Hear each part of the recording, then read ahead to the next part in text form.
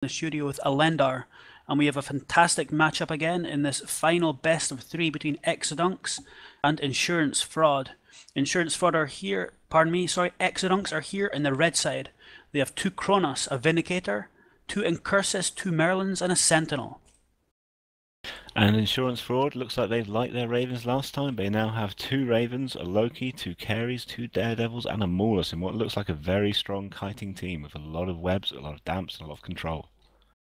Yeah, this is 2 very interesting setups. If I'm to put my money on any team right now, it's going to be Insurance Fraud.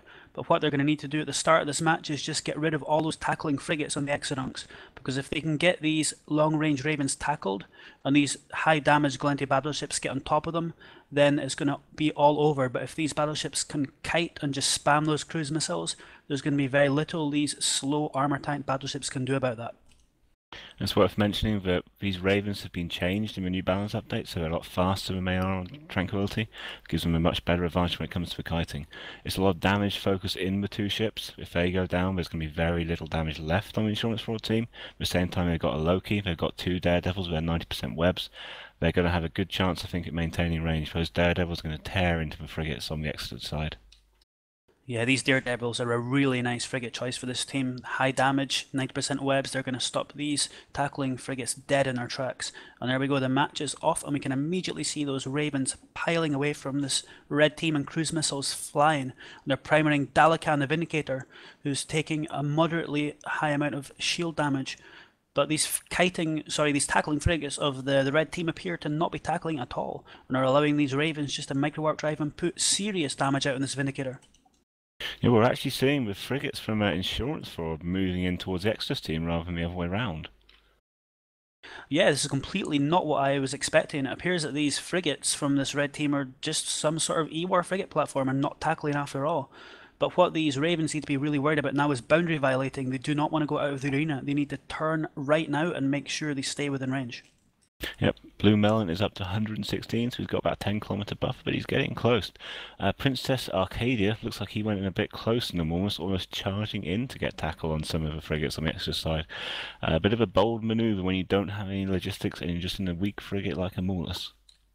But these red ships are getting very, very close to these Ravens. These Ravens need to just scatter from this and get some range. But look at Dalakan, his Vindicator. He was repping a little bit there with his armor rep, but he's in very, very low, and he's in structure now. When he's in structure, maybe 1-2 volleys, he's going to be exploding, and that'll be a third of this damage gone from this red team. And that could well make the difference. Even if they do get the tackle now, it's just going to be 2 battleships against 2 battleships. Vindicator keeps pulling back a bit of armor, but it's just probably not going to be enough, and he's going to go down quite soon. When he drops, that could well be it. He is still tanking, but it's just not quite enough to keep up. He's bleeding structure between every cycle of his armor up.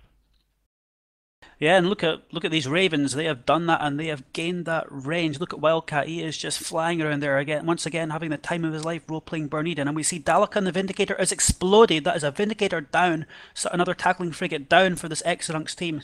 This is a fantastic performance. But while he is down, they do have webs on that Loki now, but Loki is dropping fast and is probably about to drop.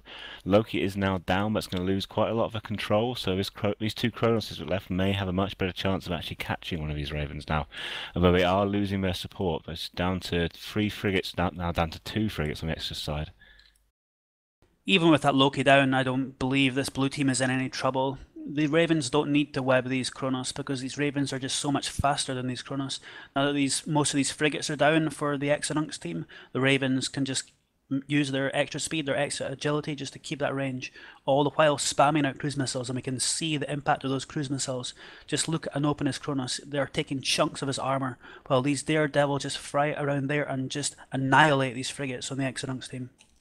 And even if they were to somehow catch one of those Ravens now, the 2 Ravens are over 100 kilometers apart, so by the time they've taken one down, that other one's probably going to have killed one of these ships.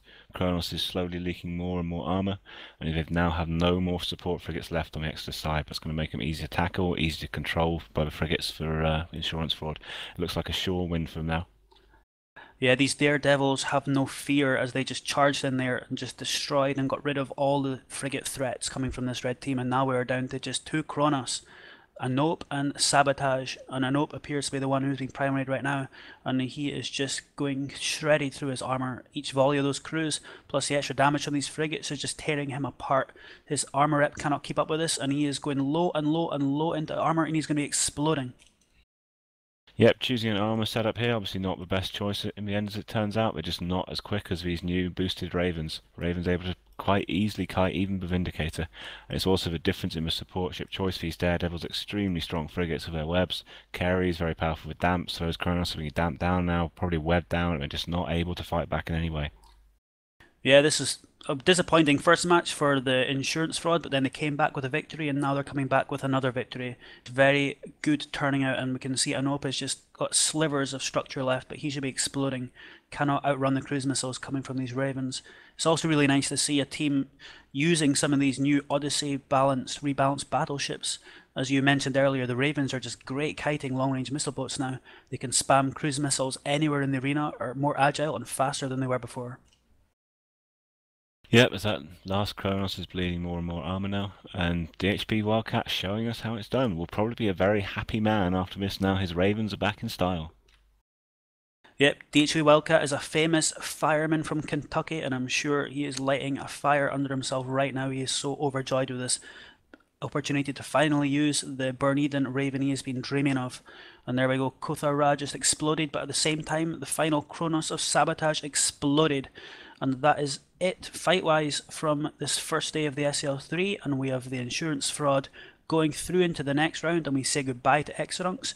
But for now, me and Elender have to say goodbye as well, and we will hand you back to Ari Danica, back in Alien, and Brent in the studio.